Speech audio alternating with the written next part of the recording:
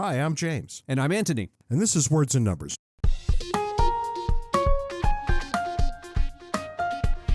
Brought to you by the fine people at Polyhymnia.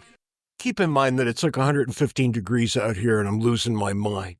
You're sitting in air conditioning. It doesn't matter what it is out there. My air conditioner broke the other day. Oh, no. Oh, that's very sad. That wasn't great.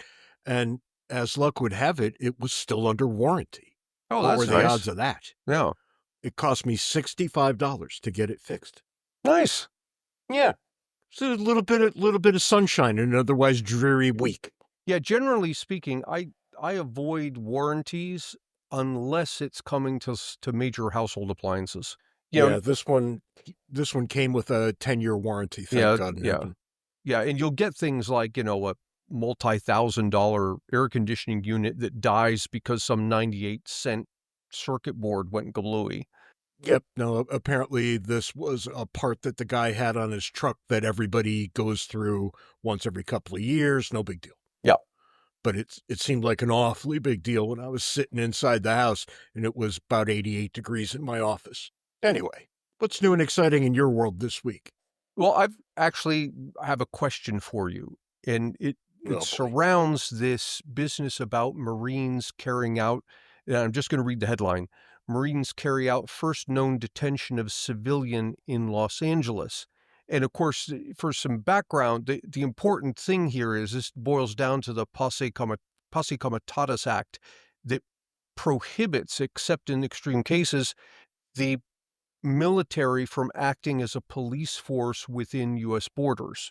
And of course, the important thing here is that the military are not trained in protecting people's constitutional rights like the police are. I heard a great story yesterday about police who were working with some military guys. And this, I think, illustrates the difference perfectly.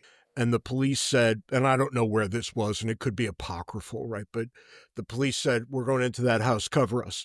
And the military guys laid down suppressing fire. Because cover that's us what it means. something very different. It means something very different to them than it does to the police, who were asking, watch out in case somebody tries to shoot us. Right. These radically different things. But the nonsense going on with sending the military into California is patently illegal. Okay, so let's start there. So clearly it's illegal. Do you know what are the conditions that the president's allowed to do this? I know some of them. He has to do it in concert with a governor.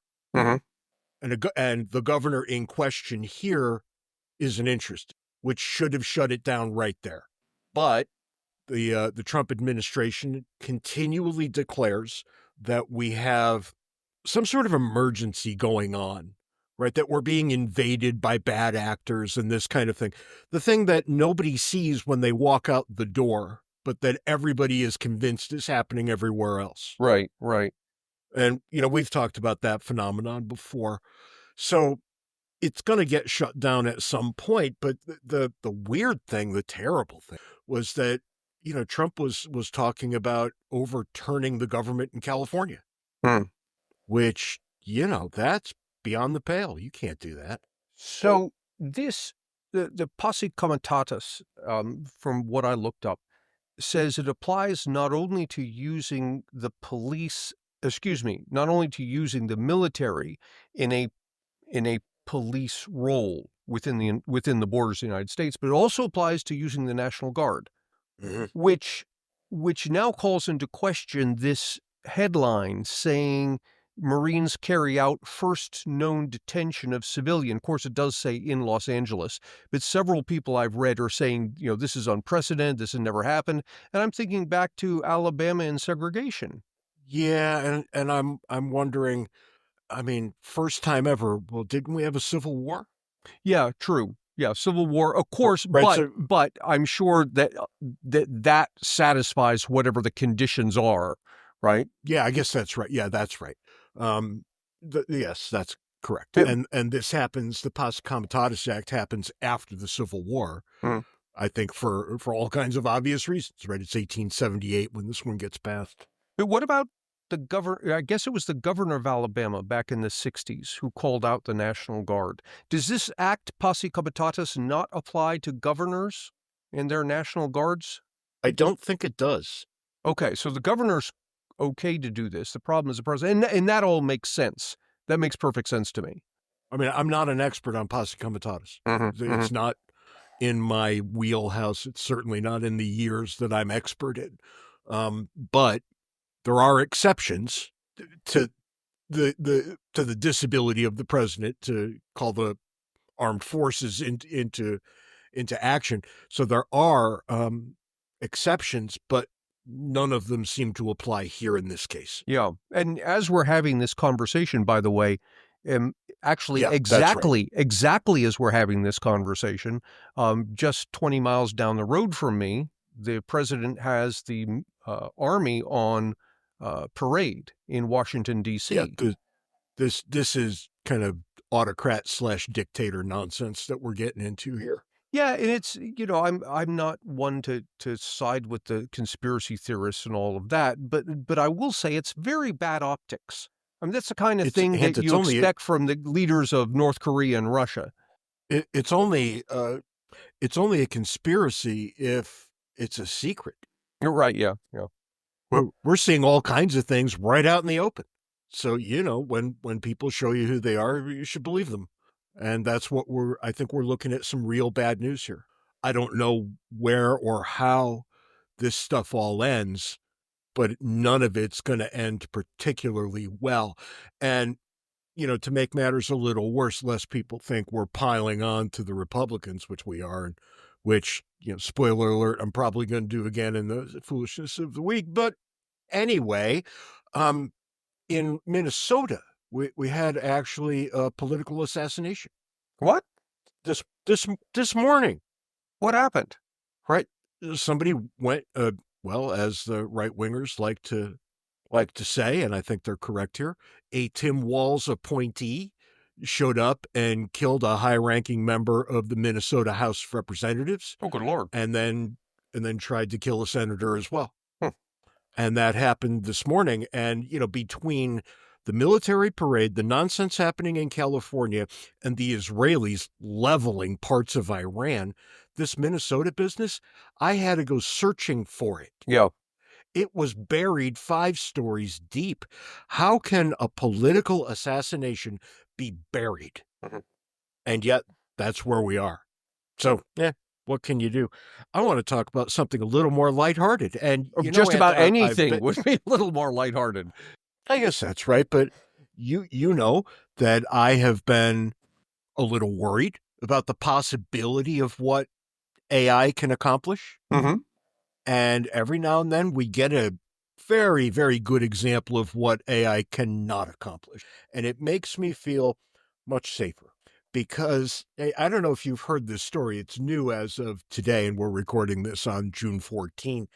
A chatbot, ChatGPT, was put up against an Atari from 1978 to play a game of chess. Oh. And the 1978 Atari cleaned the clock. Yeah. Of ChatGPT because it can't reason. Right. Yeah. It can apparently know things, and it can sometimes get those things right and sometimes get them wrong, as we've said many, many times. But here's a pretty good indication of what it can't do. Yeah. I want to point out that I don't, that to me doesn't say anything negative. If anything, it might say something positive about AI, because the fact is Atari beats most humans. No, not a 1978 Atari. And it was set on an easy setting that only looked 2 moves into the future. Oh, really? Huh. Yeah, this was, as we like to say, we're in my old neighborhood, ass whooping. and I'm kind of happy about it, right? It shows that all the things that people are concerned about with these large language models, those models probably can't accomplish. Yeah, I suppose. I suppose so. Maybe they can down the road. But not right now. They're not even close. If you can't win a game of chess against a 1980 Atari set on the easy mode, you probably aren't going to be taking over the world anytime soon. Yeah, and only probably, but Right. I'm happy with probably. This, of course, brings us to the foolishness of the week. I've already tipped my hand. Any ideas? Got a clue? This is the dumbest thing you saw all You week. got me. Because we're back to Donald Trump, our president and big toe. And I'm going to give you the headline, and we could dig into it a little bit if you like, from CNN, but this is not specific to CNN. There are many other outlets reporting exactly the same thing. Trump has reported more than $600 million in income from crypto, golf, and licensing fees. So in the past year. Yeah.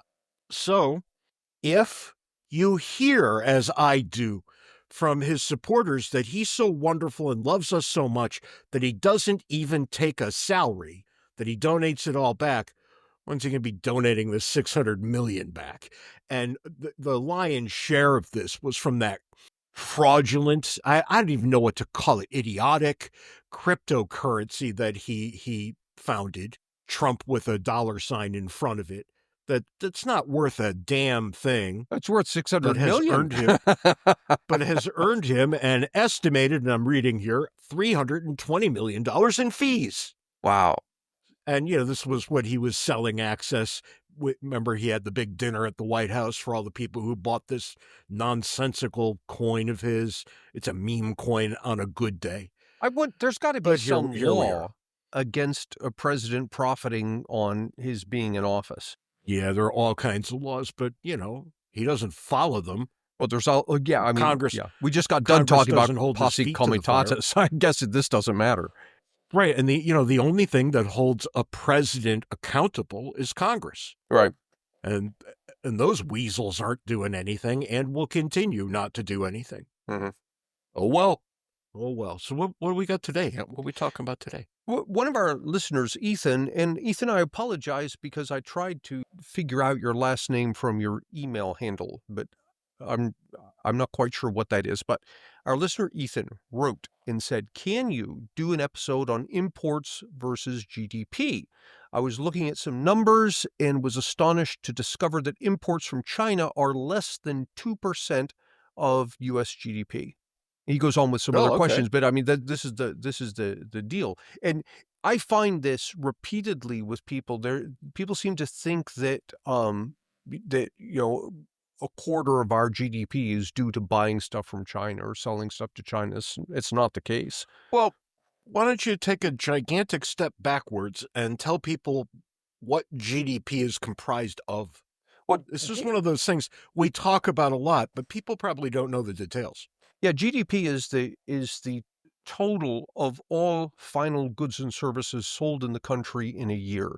The easy way to think about it is if you went to every store in every city, in every state, and you bought everything that was for sale, bought all the cars off the new car lots, bought all the newly produced housing, everything, your total bill at the end of the day would be the GDP. It's a total amount of money we spend. That's how the Chinese stuff gets into this. That's how because some of the stuff we buy is from China. Yeah. What about stuff we export? Does that end up in GDP? Well, what happens is the stuff we export counts toward the GDP because it's stuff that we've produced and we're selling. The stuff we buy from foreigners gets deducted.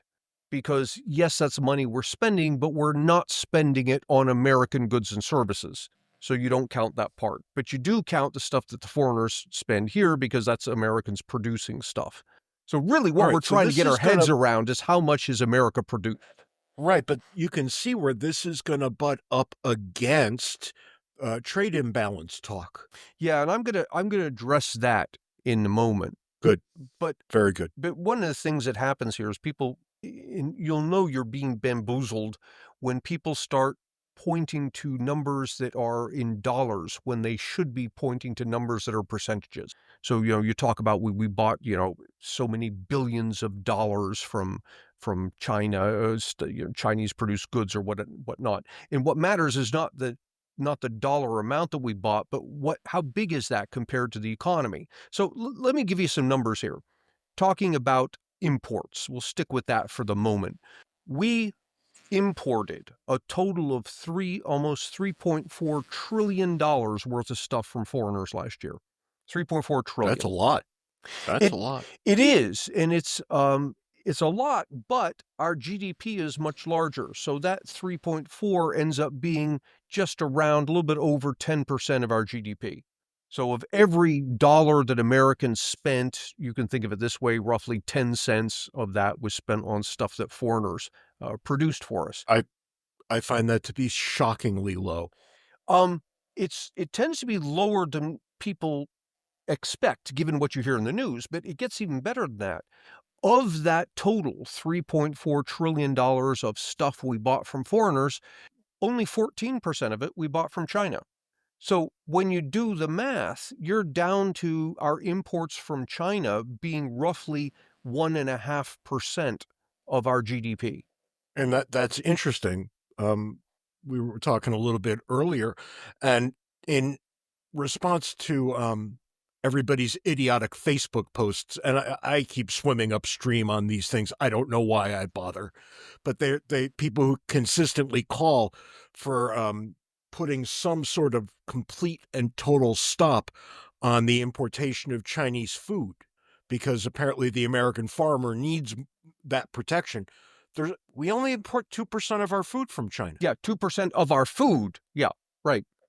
So everywhere where we're looking around, these are the kind of numbers we're seeing. Yeah, Not much. That makes sense. Do you know offhand where the vast majority of our trades come from? Is it Mexico and Canada? I do. I've got some numbers here. If you still sticking, let me guess, because I think it's stick going to with be imports for the moment. Yeah, we import from, and I have to think it's Canada, Mexico, maybe the UK, maybe Australia, and somewhere right through continental Europe into Central Europe. Yeah, almost right. So in order, starting from the biggest, we're talking about imports. Most of our imports come from Mexico. So 16% of that 3.4 trillion. So roughly, looking at the math here, about $500 billion we spend on Mexican products. That's number one. Number two is China, and that's under $500 billion per year. Then comes Canada, Germany, Japan, Vietnam, South Korea.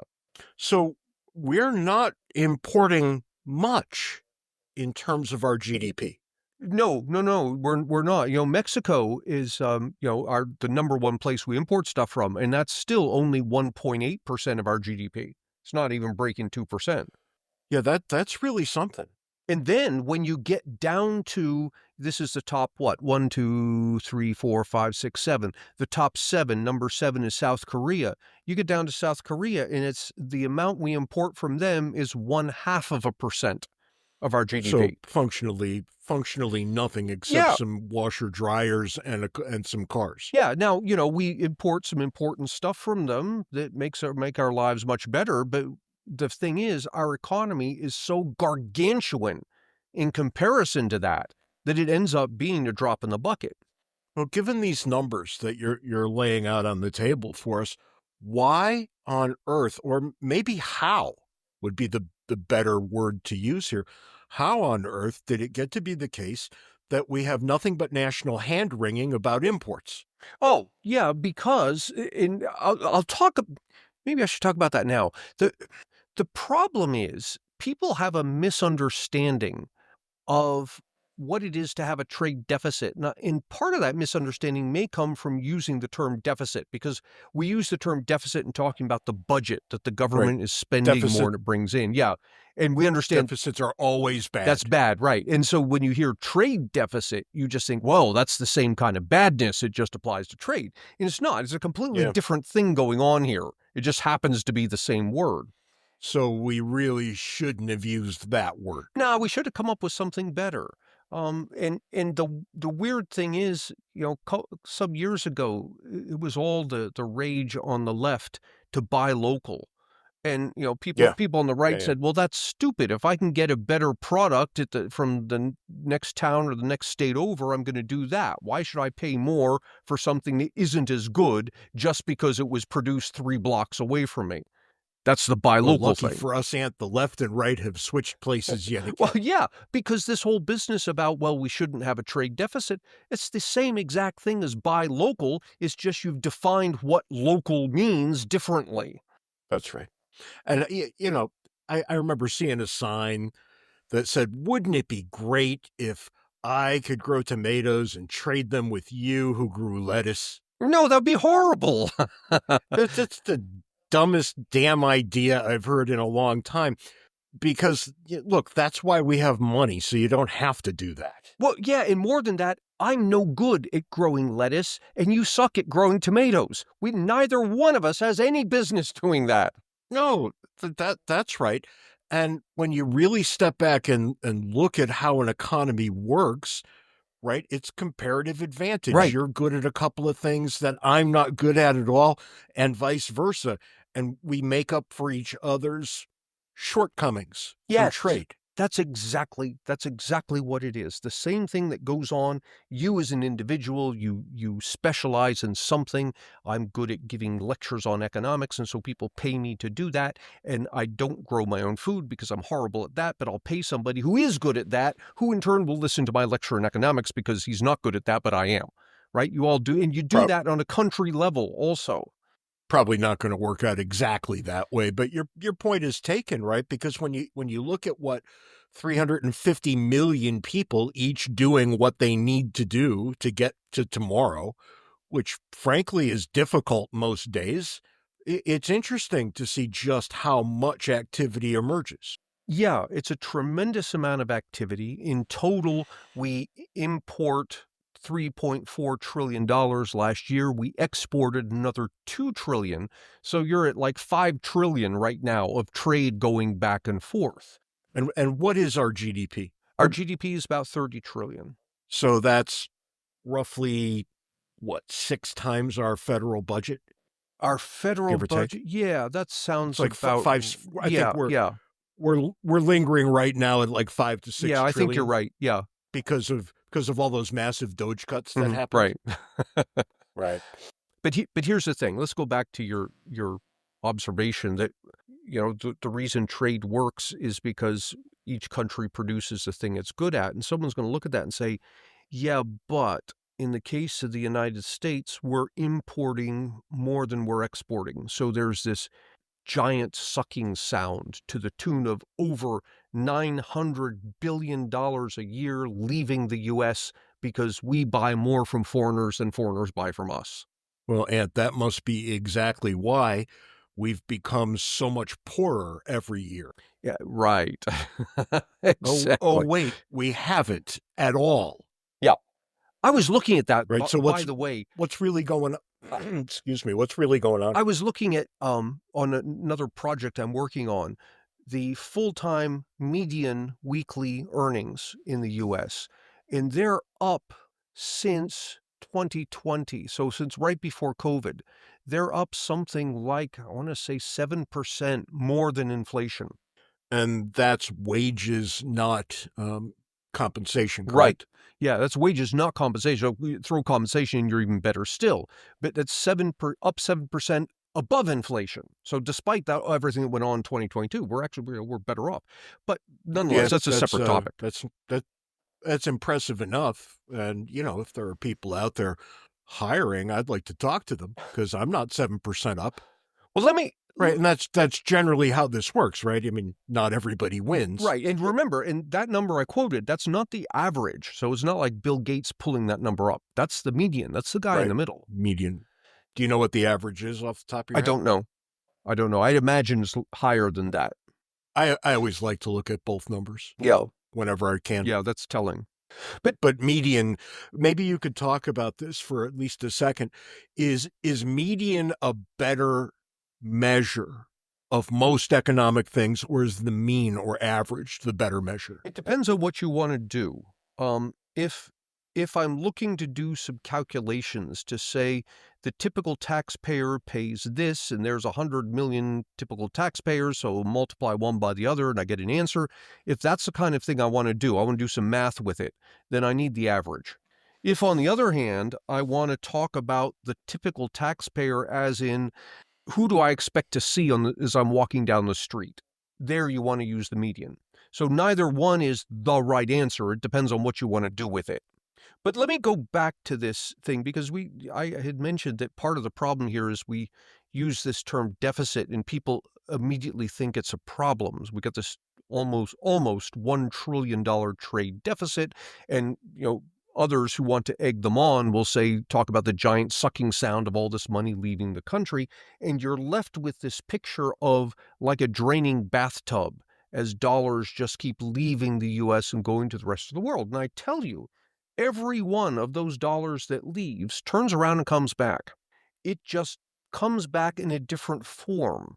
So what's going on here is when we calculate the trade deficit, we're looking at a specific set of things. We're looking at final goods and services produced, goods and services. So, all that falls into that. What we're not including here, importantly, are financial transactions.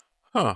Why aren't shares considered goods? Well, they are considered goods. Financial transactions go into a category by themselves. So you talk about financial markets and goods markets. They're two different things, right?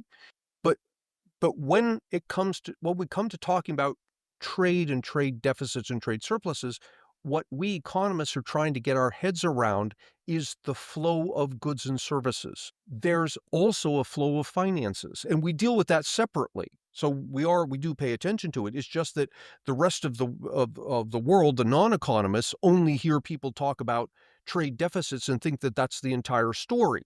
They're missing that, we're not talking about, we haven't included financial markets here. That's another thing. So all of those dollars that leave the country come back in the form of foreigners purchasing stocks and bonds in American companies. And we should stop here for a second, because there's going to be a subset of the American population who hears that and says, yup, China is buying all the American companies, just like they're buying all the American farmland. But that's not actually what's happening at all. No, I mean, it's not. I suppose you could, if you dug, you could look at a particular company that historically was owned by Americans and now it's majority owned by foreigners. And I will tell you that that's going to be rare. Now, you'll get foreigners investing in U.S. companies just like all the rest of us invest in U.S. companies. But what's happening when they do that, I claim, is that we're actually exporting something very important that we don't classify as an export, and that's our entrepreneurial talent. You can't export entrepreneurship. It's one of the things we're really good at, by the way. You can't export it, but you can export the fruits of it. That's ownership in American companies. Yeah, and that ownership is capital that allows for reinvestment. Right, yes. So when you see foreigners, let's just say Chinese people buying Walmart, that makes Walmart better positioned to achieve its long-term goals, because it has a pretty vast amount of capital. Yeah, it on the one hand, to the extent that Walmart captures some of that money, Walmart gets better off, but another group of people who are better off are American investors. So if I own shares of Walmart, and the Chinese come along and they want to buy up shares and they're willing to offer a higher price, I sell to them, I make money because I've now sold the stock for more than I bought it from, and what am I going to do with it? A lot of times, not all the time, but a lot of times you'll get American. Somewhere else. Yes, I'll invest it in a business somewhere else. And that's generally, once your money goes into investments, it tends to stay there. And that's the key, that we have this idea that the foreigners will buy up all the American companies. And if I ask you to name what are the biggest, most influential American companies today, people are going to say things like Microsoft and Apple and Tesla. All of those companies didn't exist 40 years ago. In fact, if you take the top 5 companies that are worth, I think they're worth a total of around $20 trillion. But the top 5 American companies, the average age of those companies is less than the average age of Americans. They're actually younger than Americans. Wow, how about that? That's really quite interesting. Another group that benefits are the workers. Yeah. people who work at Walmart, right? That as money comes into the company, they will benefit from that as well. Yeah, as Walmart expands, what's it going to do? It's going to hire Americans. That's who's That, here, right? that's right. So in a lot of ways, what we're doing is sending some of the risk of doing business to foreigners. Oh, yeah, very much so. And I'm fine with that. They want to take on a fair amount of risk to invest in our economy. That sounds like a win-win. Yeah, and what's happening here, we will grow companies because that's one of the things we're really good at, and then we, in effect, export them by selling shares of them to foreigners, and then we turn around and we grow more. And so this claim that, well, the foreigners are going to buy up all the American companies, it's like being concerned that the foreigners are going to buy up all the American corn.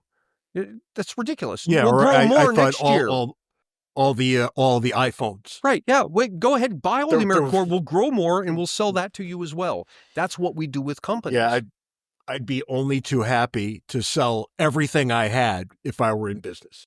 Now, let me give you some numbers here. And again, the disconnect is economists talk about goods and services on the one hand, we talk about financial markets on the other, and non-economists hear us talking about goods and services and think that's the whole universe of stuff. And so they see a trade deficit there and they lose their minds. Here are the numbers. This is as of last year. We had a trade deficit of $920 billion. So we bought $920 billion more of stuff from foreigners than foreigners bought from us. That's goods and services. But we had a $1.3 trillion net foreign investment. That is, foreigners invested $1.3 trillion more in American companies than Americans invested in foreign companies. Well, we got to stop talking about that. Yeah, well, see, but that's all that money that you saw being sucked out to the trade deficit, all of it plus more came back in through the financial surplus. Yeah, but that reality isn't going to benefit any of the hostile people on either side of this equation. Oh, no, but hostile people are going to be hostile regardless of what you say. Well, and it's not just that, right? But I'm becoming increasingly convinced that people are just unwilling and will remain unwilling to listen to evidence. I think that they just don't care about evidence. Yeah, and I've given. Let me throw this out. Go ahead.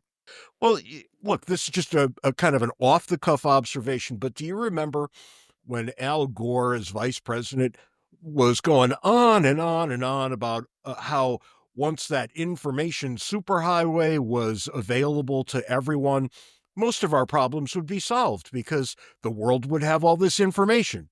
Well, look out your window. It's worse than ever. Yeah. Nobody listens. We use these tools to lie to each other. I think it's worse than that, James. It's not just that we use it to lie to each other. And there is that. You'll get some false information out there. I think the larger problem, not to say that's not a problem, but I think the larger problem is selective hearing. We have a tendency to only listen to the information that confirms our predispositions.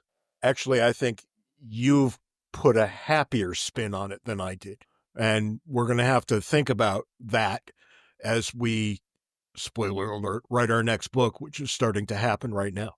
And it's going to be about exactly this kind of thing. So, where we end up with this, I don't know. But as we said before, and as we said right before we wrote the last book, wherever the truth goes, that's where we go to, whether it's what we thought was going to be the case or not. And I would impress upon other people to maybe take this perspective as they do their own work. And but let me I don't know. Underline something here. I think people today are too hard on us today. We look back 200 years and we say, well, but people were reasonable back then and they had reasonable discourse. There was slavery back then. Well, yeah, but in terms of discourse, people were reasonable and they were looking for truth and all of this. And let me underline something, which is this.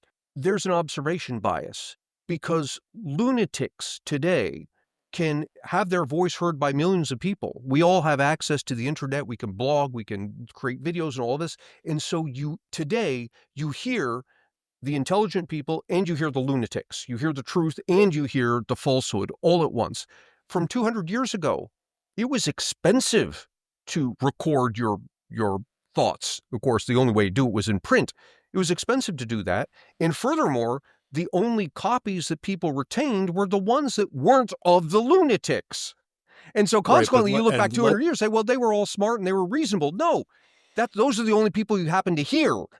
And let's not forget, a bunch of people were excluded from political discourse. Yeah. And there's a bunch of people we didn't hear.